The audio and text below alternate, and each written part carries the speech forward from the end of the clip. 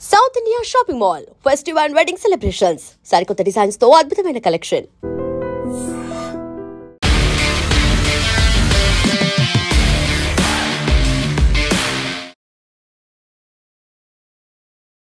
నమస్తే, welcome to I dream weekend update with Kavitha. America అధ్యక్షుడు Donald Trump ఒక శాంతి చర్చ, ఒక యుద్ధాన్ని ఆపాను అని అనౌన్స్ చేశారు. అది పర్టికులర్గా హమాస్ ఇజ్రాయెల్ మధ్య గాజాలో జరుగుతున్నటువంటి యుద్ధం. 2 ఏళ్లుగా కొనసాగుతున్నటువంటి ఈ యుద్ధానికి 20 సూత్రాలతో ఒక ప్రణాళికను సిద్ధం చేశాము. అందులో ఫస్ట్ ఫేజ్ సీజ్ ఫైర్ మీద సంతకాలు అవుతాయి, బందీల్ని విడుదల చేస్తారు అనేటువంటి అనౌన్స్మెంట్ వచ్చింది. యాక్చువల్గా ఆ 20 సూత్రాలు ఏం చెప్తున్నాయి, డొనాల్డ్ ట్రంప్ చేసినటువంటి కృషి ఏంటి? మనతో పాటుగా ఉన్నారు పొలిటికల్ సైన్స్ ఫ్యాకల్టీ సంతోష్ గారు. నమస్కారం అండి. నమస్కారం అండి. సో డొనాల్డ్ ట్రంప్ నేను ఇప్పటికే 7 యుద్ధాలని ఆపాను అన్నాడు. అందులో ఫస్ట్ యుద్ధం అయితే మనం కొట్టిపారేసాము, పాకిస్తాన్ అండ్ ఇండియా మధ్య జరిగిన ఆపరేషన్ సింధూర్.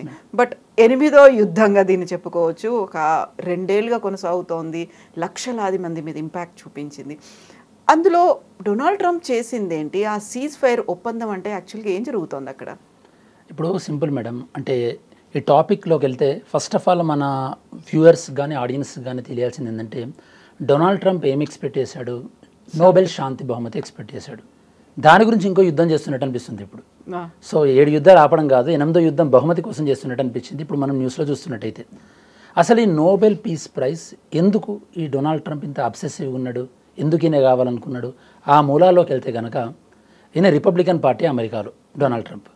ఇంతకుముందు ఒబామాకు డెమోక్రటిక్ పార్టీ ఉన్నప్పుడు ఒబామాకు నోబెల్ పీస్ ప్రైజ్ వచ్చింది కదా, అంటే డెమోక్రటిక్ పార్టీకి వచ్చింది కాబట్టి ఇప్పుడు మనకు రావాలి.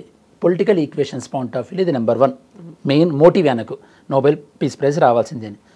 యాక్చువల్లీ మనం అర్థం చేసుకోవాల్సింది మేడం, నోబెల్ పీస్ ప్రైజ్ ఈ వెళ్ళినటువంటి నేమ్స్ సుమారుగా 244 మంది వ్యక్తుల పేర్లు వెళ్ళినాయి.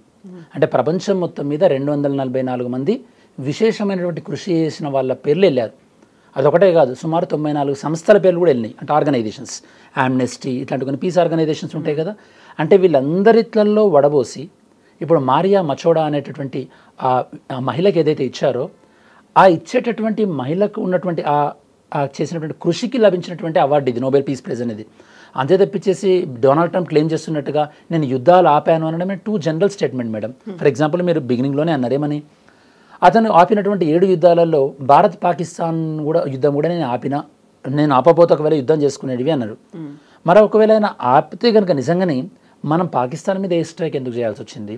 పాకిస్తాన్ నిరంతరంగా కూడా తీవ్రవాదాన్ని ప్రోత్సహిస్తూ తీవ్రవాదుల్ని మన భారతదేశం నేలపైకి ఎందుకు పంపిస్తుంది, ఇంకా ఎందుకు ప్రొవోక్ చేస్తోంది? ఇప్పుడు అమెరికా రోల్ ఇంత స్ట్రాంగ్గా ప్లే చేసి ఉంటే అమెరికా సప్లై చేసిన యుద్ధ విమానాలని పాకిస్తాన్ మన ఇండియా పైన ఎలా యూజ్ చేస్తుంది మేడం? యుద్ధం ఆపితే నువ్వు ఎవరికి డిఫెన్స్ సప్లై చేయొద్దు కదా, ఇది ఫస్ట్. కాబట్టి ట్రంప్ ఏంటంటే హిపోక్రసీ, అంటే నేను అన్ని ఆపినా అన్ని చేసినా అంటే ఒకే అబద్ధాన్ని పదే చెప్తే నిజం అని అనుకుంటారు. చూసారా? అసలు ట్రంప్ ఎక్కడ, నోబెల్ పీస్ ప్రైజ్ ఎక్కడ, అసలు టాపికే లేకుండే. అంటే ఈయన నోబెల్ పీస్ ప్రైజ్ రావాలి అనడం వల్ల ఇప్పుడు వార్తల్లో నిలిచాడు తప్పించి అసలు మన ఊహకైనా అందుతుందా? ఆయన బిహేవియర్ కానీ ఆయన చేసినటువంటి ప్రామిజులు కానీ. ట్రంప్ 1.0 ఎలా ఉండే, ట్రంప్ 2.0 ఎలా ఉండే, అప్పుడు మన భారత్ అమెరికా రిలేషన్స్ ఎలా ఉండే, ఇప్పుడు మన భారత్ అమెరికా రిలేషన్స్ ఎలా ఉండే చూస్తే అర్థమవుతుంది కదా మేడం. ఇప్పుడు పీస్ అన్న పర్సను ఒక దేశానికి ఇంకో దేశానికి మధ్యలో సహకారాన్ని ఎంకరేజ్ చేయాలి, కానీ మన మిత్రదేశం అయినప్పటికీ కూడా 25% టారిఫ్స్ చేసి అవి చాలదన్నట్టు ఇంకో 25% టారిఫ్స్ చేసినటువంటి ఆ వ్యక్తి ఆలోచన విధానాన్ని ఇంకా ప్రపంచంలో అతని శాంతిని కానీ సహకారాన్ని పెంపొందిస్తున్నాడని మనం ఎలా అనుకోవచ్చు? ఇక్కడే ట్రంప్ యొక్క ఆ హిపోక్రసీ ఏదైతే ఉందో అది మనం బయటపడుతుంది. ఇంకో విషయం మేడం మనం చెప్పుకోవాలి, అసలు ఈ నోబెల్ పీస్ ప్రైజ్ ఎవరికి వచ్చింది? వచ్చినటువంటి మహిళ ఏం చేసింది? మారియా మచోడా అనేటటువంటి ఆ మహిళ ఎవరైతే ఉన్నారో ఆమె వెనిజులాలో డెమోక్రటిక్ రైట్స్ అంటే ప్రజాస్వామ్య హక్కుల గురించి పోరాడింది. మరి ట్రంప్ ఏం చేస్తుండు? ప్రజాస్వామ్య హక్కులు ఎక్కడైనా అమెరికాలో పరిరక్షించబడుతున్నాయా? మనం చూస్తున్నాం కదా మేడం. ఏ విధంగానైతే కనుక యూనిలాటరల్గా అక్కడ వర్క్ చేసుకోవాలని వెళ్ళాలనుకున్నటువంటి ఇండియన్స్ పైన H1B వీసా యొక్క ఫీజు ఎలా పెరిగినాయి మనం చూసినాం కదా. అలానే అమెరికాలో వలస వచ్చిన వాళ్ళ యొక్క రక్షణ ఎలా కరువైందో మనం చూసినాం కదా. రీసెంట్గా మన ఇండియన్స్ పైన ఎలా అటాక్స్ జరుగుతున్నాయో చూసాం కదా. అంటే అసలు నోబెల్ శాంతి బహుమతి ఇవ్వాలంటే కొన్ని పారామీటర్స్ ఉంటాయి మేడం, అది అర్థం చేసుకోవాలి. ఫస్ట్ నెంబర్ 1, ప్రపంచంలో డిజార్మమెంట్ అంటే ఆయుధాల నిరాయుధీకరణ, అంటే ఆయుధాలు తక్కువ వాడేలా ఎంకరేజ్ చేయాలి. బట్ ట్రంప్ దానికి రివర్స్ చేస్తున్నాడు కదా, అమ్ముతున్నారు కదా. అంటే అది పక్కన పెడదాం, అందులోకి రాడినే. సెకండ్, ప్రజాస్వామ్య హక్కులు, మానవ హక్కులు. అసలు ఆ ట్రాక్ రికార్డు ఉన్నట్టు ట్రంప్ అడ్మినిస్ట్రేషన్లో ఎక్కడా లేదు కదా. ప్రజాస్వామ్య హక్కులు పరిరక్షించినట్టు లేదు అమెరికాలో కానీ, ఇండియన్స్ అమెరికాలో ఉన్న వాళ్ళ కానీ మానవ హక్కుల గురించి అసలు ప్రస్తావన లేదు. ఇప్పుడు మనం మాట్లాడుతున్నాం కానీ ఈ గాజాలో కానీ లేదా ఇజ్రాయెల్లో కానీ ఎంత తీవ్రమైనటువంటి మానవ హక్కుల ఉల్లంఘన జరుగుతుంది. చాలా చాలా దేశాలలో, పోనీ ఫర్ ఎగ్జాంపుల్ పక్కన ఉన్నటువంటి ఆఫ్ఘనిస్తాన్లో కానీ పాకిస్తాన్లో కానీ తీవ్రమైన మానవ హక్కుల ఉల్లంఘన జరుగుతుంది. పాకిస్తాన్లో ఎప్పుడూ ఒకసారి, వారంలో ఒకసారి కానీ 15 డేస్లో ఒకసారి కానీ బాంబు పేలుళ్ళు, చనిపోవడాలు. మరి మనం ఎప్పుడు కూడా ట్రంప్ పాకిస్తాన్ని బాహ్యంగా ఓపెన్గా క్రిటిసైజ్ చేసి మీరు హ్యూమన్ రైట్స్ వైలేట్ చేస్తున్నారు, మీకు ఇట్లా పనిష్మెంట్ ఉంటుంది అని చెప్పేసి ఎప్పుడు కూడా కండెమ్ చేసినట్టు చూడలేదు కదా. అంటే నువ్వు ఆయుధాలు తగ్గించట్లేదు, మానవ హక్కుల్ని కాపాడట్లేదు, ప్రజాస్వామ్య విలువల్ని పెంచట్లేదు. మరి ఏ పారామీటర్ నువ్వు ఫిల్ చేయనప్పుడు నువ్వు సడన్గా నాకు అవార్డు కావాలి, మా అపోజిషన్ పార్టీ డెమోక్రటిక్ పార్టీ ఒబామాకు వచ్చింది కాబట్టి నాకు అవార్డు కావాలంటే తగ్గుతుంది. మళ్ళీ మీరు బిగినింగ్లో ఉన్న దానికి వద్దాం. ఏది? హమాస్, దాంతోపాటు ఇజ్రాయెల్ శాంతి ఒప్పందం. ఈ శాంతి ఒప్పందం మల్టీ స్టేజ్, వివిధ స్టేజ్. మీరు ఇంకా పర్టికులర్గా చెప్పారు 20 అని. 20 స్టేజ్లో అట్లీస్ట్ 10 స్టేజ్లను అయిపోవాలి కదా కనీసం. ఫస్ట్ ఫేజ్ అయిన సైన్లు పెట్టుకున్నారా? సైన్ పెట్టుకున్నారు. ఆ సైన్ పెట్టుకున్నది ఎగ్జిక్యూట్ అవ్వాలి కదా మేడం. ఎగ్జిక్యూట్ అవ్వాలి. అండ్ ఏదైతే ప్రామిస్ చేశారో గాజాలో ఉన్నటువంటి, దాంతోపాటు వెస్ట్ బ్యాంక్లో ఉన్నటువంటి పీపుల్కి ఏదైతే ప్రామిస్ చేశారో అది ఇజ్రాయెల్ ప్రభుత్వం ప్రామిస్ నెరవేర్చాలి. దాంతోపాటు ఆ ప్రామిస్ నెరవేర్చినందుకు గాజా నుంచి మళ్ళీ ఇజ్రాయెల్ పైన అటాక్ జరగకూడదు. ఇవన్నీ జరిగితే ఈ చేసినటువంటి కృషికి నిజంగానే అనుకుంటే కనుక 4-5 సంవత్సరాల తర్వాత వస్తుంది కావచ్చు. ఇప్పుడే తొందర పడిపోయేది ఏముంది. ఇప్పుడు ఏది పీస్ ప్రైజ్ ఇప్పుడే ఇవ్వాలని లేదు కదా. టెన్యూర్ కూడా ఉంది కదా, 3.5 years ఉంది. ఆయన రాజీనామా చేసిన ఆయన టెన్యూర్ అయిపోయిన తర్వాత కూడా వచ్చినా కూడా వస్తుంది కదా. అంటే చెయ్యనటువంటి దాన్ని క్లెయిమ్ చేసుకోవడం అనేది తప్పు అని మనం మాట్లాడుకుంటున్నాం. ఇక్కడ ఎవిడెంట్ కనిపిస్తుంది. మన ఇండియన్స్ కూడా సఫర్ అవుతున్నారు కదా. ఇష్టం వచ్చిన ట్యాక్సులు మార్చడం వల్ల, ఇష్టం వచ్చినట్టు వీసా ఫీజులు పెంచడం వల్ల, యుద్ధాలు మనకు అంటే యుద్ధ హెలికాప్టర్లు మన పక్కన ఉన్నటువంటి పాకిస్తాన్కి అమ్మడం ద్వారా. ఇప్పుడు ఏమంటున్నాడు? పాకిస్తాన్ ఎంత మిత్రదేశమో మాకు, సారీ ఇండియా ఎంత మిత్రదేశమో పాకిస్తాన్ కూడా అంతే మిత్రదేశం అంటున్నాడు. ఒకనొక టైంలో నువ్వు నార్త్ కొరియాని క్రిటిసైజ్ చేసినావు, ఇప్పుడు నార్త్ కొరియాతో కూర్చొని చర్చలు చేస్తున్నావు. ఇంకా అసలు చాలామంది తెలియని ఇంట్రెస్టింగ్ విషయం ఏంటంటే మేడం, ఇజ్రాయెల్ అండ్ గాజా విషయంలో ఇజ్రాయెల్లో ఉన్నటువంటి పీపుల్ ఎవరు? జూస్. ఎందుకు ఇంత డొనాల్డ్ ట్రంప్ ఇంత పర్టికులర్గా ఉన్నాడు జూయిష్ విషయంలో? ఎందుకంటే డొనాల్డ్ ట్రంప్ అల్లుడు జూయిషే. డొనాల్డ్ ట్రంప్ అల్లుడు ఎవరైతే ఉన్నాడో, తన కూతురు హస్బెండ్ ఎవరైతే ఉన్నారో జూయిష్. ఇవాంకా ట్రంప్ హస్బెండ్ తన జూయిష్ కమ్యూనిటీకి చెందిన వాళ్ళు. ప్లస్ జూయిష్ కమ్యూనిటీలో అమెరికాలో చాలా పవర్ఫుల్ కమ్యూనిటీ. ఓకే, కొన్ని కంట్రీస్లలో బిజినెస్ కమ్యూనిటీ ఉంటుంది కదా. సో మన దగ్గర ఉన్నట్టుగా కొంతమంది, అలానే అక్కడ జూయిష్ కమ్యూనిటీ పవర్ఫుల్ అనమాట. వాళ్ళకి ఇబ్బంది కలుగుతుంది. ఇప్పుడు మా బిజినెస్లు తగ్గుతున్నాయి, మాకు పీస్ ఉండట్లేదని వాళ్ళు ప్రెజర్ చేస్తే డొనాల్డ్ ట్రంప్ ఈ యొక్క ఒప్పందం దగ్గర తీసుకొచ్చాడు. అంతే తప్పించి డొనాల్డ్ ట్రంప్ ఏదో గాజాలో పాపం చాలామంది చిన్నపిల్లలు ఉన్నారు, మానవ హక్కుల ఉల్లంఘన జరుగుతుంది, ఓకే వాళ్ళకు ఫుడ్ అందట్లేదు అని దాని మీద వచ్చింది కాదు కదా. సో తన యొక్క వెస్టర్న్ ఇంట్రెస్ట్ వల్ల అనేది వచ్చింది చెప్పాలంటే. ఎందుకంటే మనం చూస్తున్నాం మేడం, లాస్ట్ 1.5 year నుంచి గాజాలో ఉన్న వాళ్ళకి ఆహారం అందలేదు, వాళ్ళకి మెడిసిన్ అందలేదు. వాళ్ళకి సహాయం చేద్దామని యుఎన్ఓ బృందాలు ఏవైతే వచ్చినాయో వాళ్ళ మీద అటాక్ కూడా జరిగినాయి. మరి అప్పుడు ఏ సందర్భంలో కూడా కండెమ్నేషన్ రాలేదు కదా. దాంతోపాటు డొనాల్డ్ ట్రంప్ తీవ్రవాదం అన్న ఒక బూచి చూపెట్టి వేరే కంట్రీలను ఆక్రమించడానికి ట్రై చేశారు కదా అమెరికా ప్రభుత్వం. డొనాల్డ్ ట్రంప్ అని స్పెసిఫిక్ కాకపోయినప్పటికీ కూడా అమెరికా ప్రభుత్వం. సో ఇన్ని జరుగుతున్నప్పుడు ఒక క్రెడిబిలిటీ అనేది ఫస్ట్ సంపాదించారు డొనాల్డ్ ట్రంప్. ఇంకా చెప్పాలంటే మన భారతదేశ ప్రధాని ఇప్పుడు నరేంద్ర మోడీ గారైనా సరే, మేము పీస్ కోసం ఇంత కృషి చేస్తున్నాం కదా, మాకు పీస్ ప్రైజ్ ఇవ్వాలని అన్నా కూడా ఒక మీనింగ్ఫుల్ ఉంటుంది. కానీ డొనాల్డ్ ట్రంప్కి పీస్కి అసలు సంబంధమే లేదు, నార్త్ పోల్ సౌత్ పోల్ లాంటిది. సో ఇప్పుడు మరియా కూడా ఎందుకని డొనాల్డ్ ట్రంప్కి థ్యాంక్స్ చెప్పింది? ఎందుకంటే మేడం ఒక 2 విషయాలు. నెంబర్ 1, ఒకటి మరియా మచాడో తనకు democratic rights Venezuela point of వ్యూలో తను చేసినటువంటి ఉద్యమం ఏదైతే ఉందో, ఈ డొనాల్డ్ ట్రంప్ పీస్ ప్రైజ్ అనడం వల్లనే అసలు ఈ పీస్ ప్రైజ్కి ఇప్పుడు ఇంత లైమ్లైట్ వచ్చింది. ఈరోజు మనం మాట్లాడుకుంటున్నాం. లాస్ట్ ఇయర్ అంతకుముందు ఇయర్ ఎంతమంది యూట్యూబ్లో నోబెల్ పీస్ ప్రైజ్ గురించి మాట్లాడుకున్నారు. ఏదో ఒక టెక్నికల్ ప్రైజ్ ఎవరు అనేది కూడా గుర్తులేదు కదా, ఎవరికి అనౌన్స్ చేసిన తర్వాత. మరి ఇప్పుడు అనౌన్స్మెంట్ ఎవరి వల్ల, ఇంత గుర్తింపు ఎవరి వల్ల వచ్చింది? ఇండైరెక్ట్గా చెప్పాలంటే ఇప్పుడు డొనాల్డ్ ట్రంప్ వల్లనే కదా. సో ఆ విధంగా సార్కాస్టిక్గా డొనాల్డ్ ట్రంప్కి థ్యాంక్స్ చెప్పింది అనమాట ఒక పత్రిక ప్రకటనలో. ఓకే, సో మళ్ళీ మనం కమింగ్ బ్యాక్ టు హమాస్కి సంబంధించి, గాజాకి సంబంధించి చూస్తే, Hamas is a terror group అనేది, దాని మీద ప్రెషర్ పెట్టాలి అని భారతదేశం కూడా ఎట్ ఎనీ కాస్ట్ మేము యాక్సెప్ట్ చేయము, 0 tolerance అని చెప్పుకుంది. మిగతా వాటి మీద కూడా ఎలా అయితే కృషి చేస్తోందో దాని మీద కూడా భారత్ చేస్తూ వస్తోంది. కాకపోతే ఇజ్రాయెల్కి ఫ్రెండ్ అనేటువంటి ఒక ముద్ర ఉండిపోయింది. కాబట్టి నిజంగా మోదీ ఎందుకని ట్రంప్ కూడా థ్యాంక్స్ చెప్పారు ఆ ఇష్యూకి సంబంధించి, ఒక ట్వీట్ కూడా చేశారు, కంగ్రాట్స్ చెప్పారు, ఎందుకనంటే మేడం ఇక్కడ ఒక 2 విషయాలు. ఫస్ట్ ఆఫ్ ఆల్ చాలామంది మిస్లీడ్ చేస్తున్న విషయం, మన ప్రజల్లో ఉన్న విషయం ఏంటంటే మనం ఓన్లీ ఇజ్రాయెల్కే సపోర్టు అన్నది. యాక్చువల్లీ మన ఇండియా ఇజ్రాయిల్ని ఎంత సమానంగా చూస్తుందో పాలస్తీనాను కూడా అంతే సమానంగా చూసింది.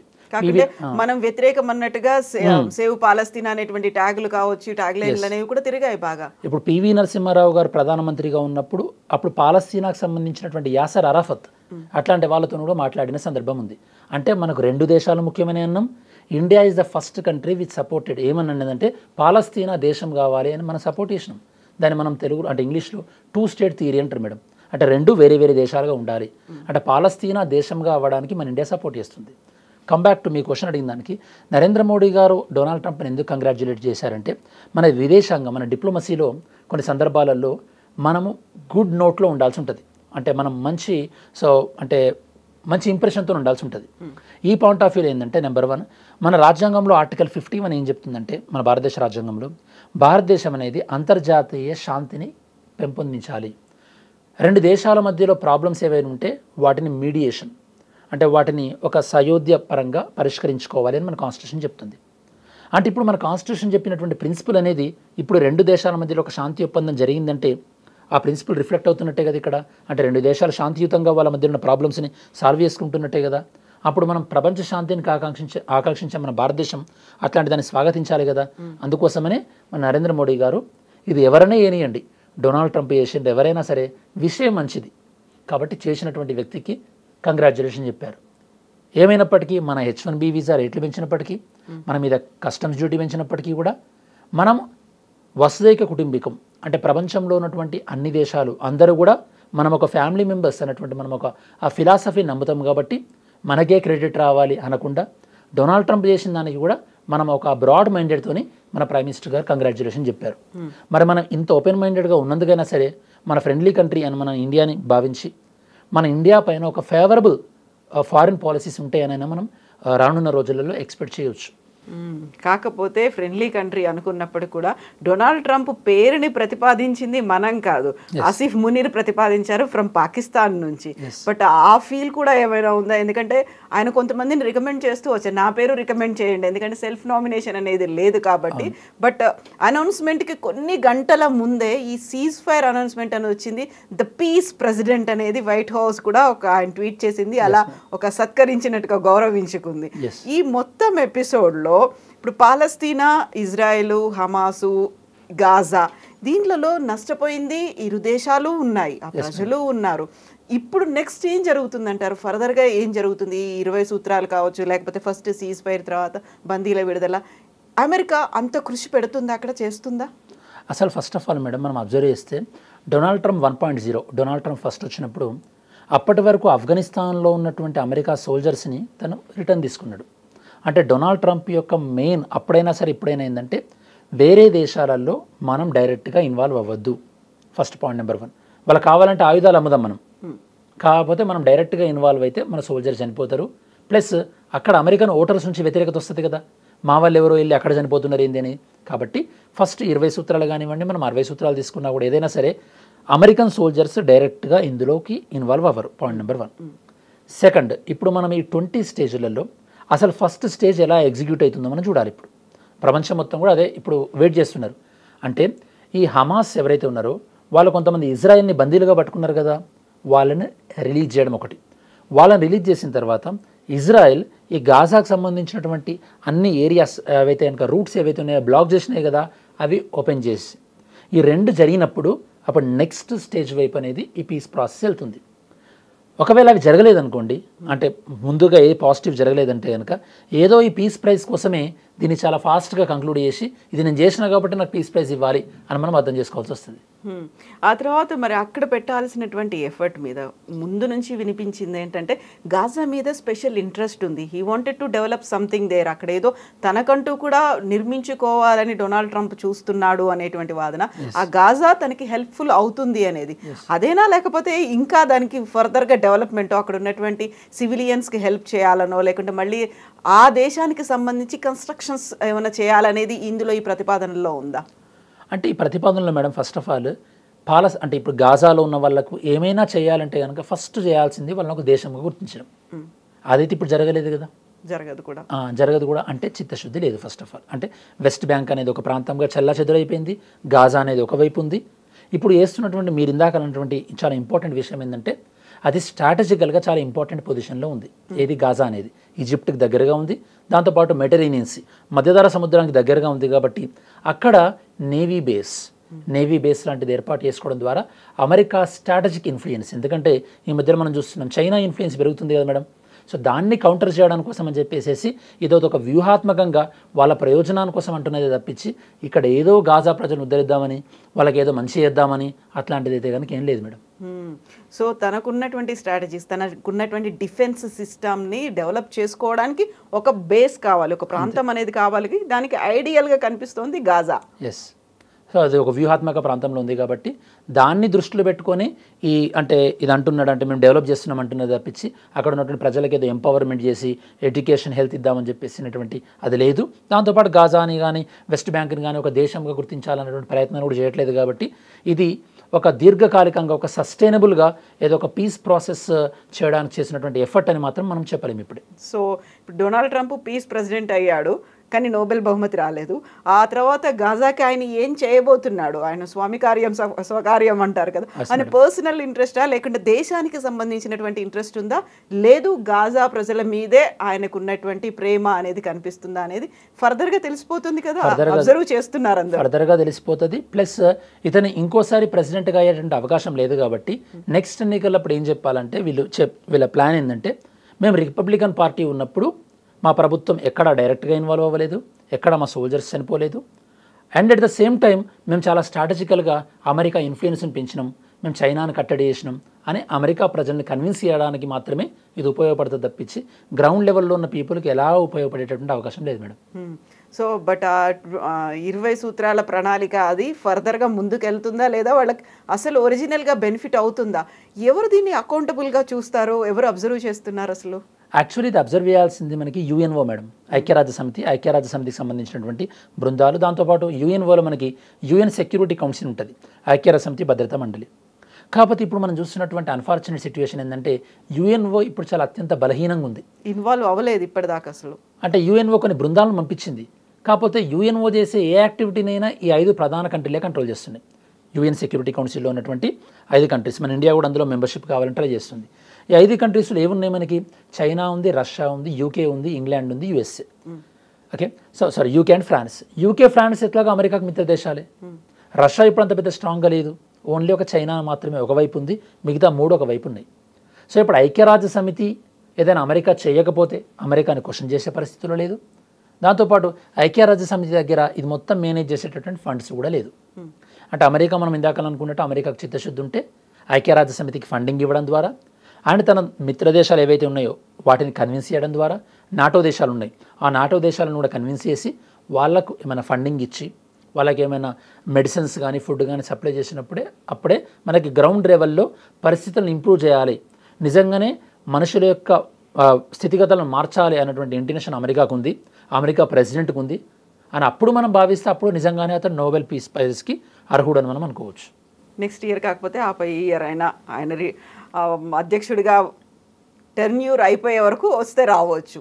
అంతే కదా మేడం. ఇప్పుడు మనం మార్పు జరగాల్సింది పేపర్ల మీద కాదు కదా, నిజ జీవితంలో గ్రౌండ్ రియాలిటీలో ప్రజల జీవితాలు మార్పు తీసుకురావాలి. ఇప్పుడు మరియా మచోడాలా ప్రజల జీవితంలో గ్రౌండ్ రియాలిటీలో వెనుజులాలో మార్పులు తీసుకొచ్చింది కాబట్టి ఆమెకు వచ్చింది. రేపు ఫ్యూచర్లో 2 సంవత్సరాల తర్వాత సంవత్సరం తర్వాత ఈయన మార్పులు తీసుకొచ్చిన తర్వాత అప్పుడు మీరు నేను అందరం కూడా అరే నిజంగానే డొనాల్డ్ ట్రంప్కు ఇప్పుడైతే కరెక్ట్ ఇవ్వాలి కదా అని మనమే అనుకుంటాం. చూద్దాం, ఆ రోజు రావాలని అనుకుందాం. అప్పుడు రికమెండ్ కూడా చేస్తూ ఉంటారు. Of course. Yes, Andy. Thank you so much, Santosh garu. Thank you, Andy. Thank you. And for more videos, please subscribe to iDream. Please subscribe to iDream. Please subscribe iDream. And please subscribe to iDream. For more videos, subscribe to iDream. please like, share and subscribe to the channel. Congratulations, iDream. Subscribe to iDream. Subscribe to iDream. So subscribe to iDream Media. iDream ki iDream team andarki huge congratulations. Please subscribe iDream Media. Please subscribe to iDream. Subscribe iDream. Please subscribe to iDream. iDream అంటే నా కళల ఛానల్ను subscribe చేసుకున్నారు, నోరు తిరుగుతలేదు, మీరైతే గంట గుర్తు కొట్టండి. For more such videos, please subscribe to iDream.